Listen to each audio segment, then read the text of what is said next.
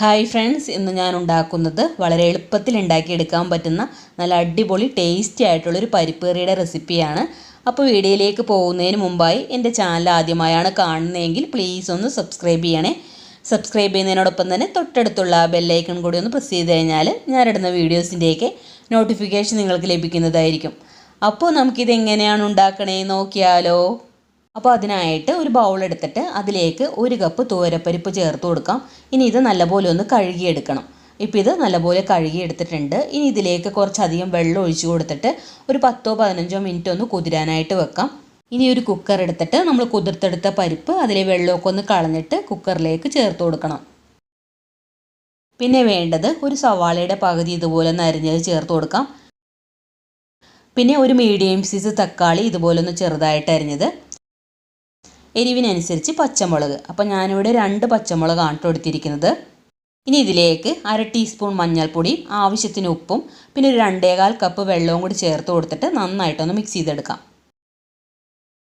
ഇനി ഈ തക്കാളി വേണമെന്നുണ്ടെങ്കിൽ പരിപ്പ് നമ്മൾ താളിക്കുന്ന സമയത്ത് ചേർത്ത് കൊടുത്താലും മതി കേട്ടോ.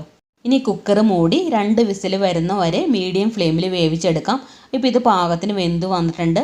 നമ്മൾ ഒഴിച്ചു കൊടുത്ത വെള്ളമൊക്കെ കറക്റ്റ് പാകത്തിനായിരുന്നു കേട്ടോ. അതുപോലെ തന്നെ പരിപ്പ് ഒരുപാടങ്ങ് വെന്തുടഞ്ഞു പോയിട്ടില്ല. ഈ ഒരു പാകത്തിനാണ് നമുക്ക് വേണ്ടത്. ഇനി നമുക്ക് ഈ പരിപ്പൊന്ന് താളിച്ചെടുക്കണം. അപ്പോൾ അതിനായിട്ടൊരു പാൻ അടുപ്പിലേക്ക് വെച്ചിട്ട് അതിലേക്ക് ഒരു 2 ടേബിൾ സ്പൂൺ വെളിച്ചെണ്ണ ഒഴിച്ചു കൊടുക്കാം. എണ്ണ ഒന്ന് ചൂടായി വരുമ്പോഴേക്കും 1 ടീസ്പൂൺ കടുക് ചേർത്ത് കൊടുക്കാം. കടുകെല്ലാം ഒന്ന് പൊട്ടിത്തുടങ്ങുമ്പോഴേക്കും ഒരു ചെറിയ കഷ്ണം ഇഞ്ചി ഇതുപോലെ ഒന്ന് ചെറുതായിട്ട് അരിഞ്ഞതും 7-8 വെളുത്തുള്ളി ഇതുപോലെ ഒന്ന് ചെറുതായിട്ട് അരിഞ്ഞതും കൂടി ചേർത്തിട്ട് ഒന്ന് വഴറ്റിയെടുക്കാം. അപ്പോൾ ഇഞ്ചിയേക്കാൾ കൂടുതൽ വെളുത്തുള്ളിയാണ് കേട്ടോ ചേർക്കേണ്ടത്. ഇനി ഇതിലേക്ക് ഒരു 10ഓളം ചെറിയുള്ളി അരിഞ്ഞത് ചേർത്ത് കൊടുത്തിട്ട് നല്ലപോലെ ഒന്ന് വഴറ്റിയെടുക്കണം.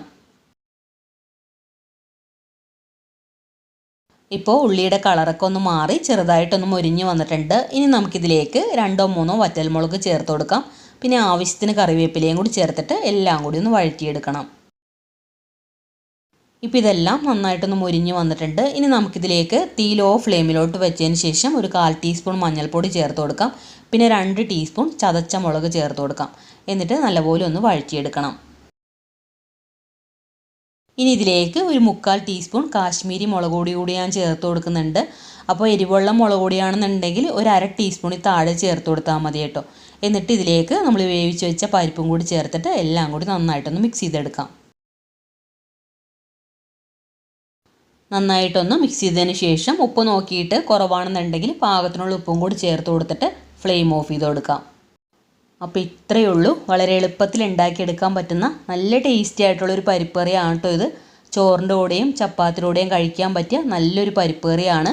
അപ്പോൾ എല്ലാവരും ഇതുപോലെ ഒന്ന് ട്രൈ ചെയ്ത് നോക്കണം. ട്രൈ ചെയ്തതിന് ശേഷം ഫീഡ്ബാക്ക് മറക്കാതെ കമൻസിൽ അറിയിക്കണം.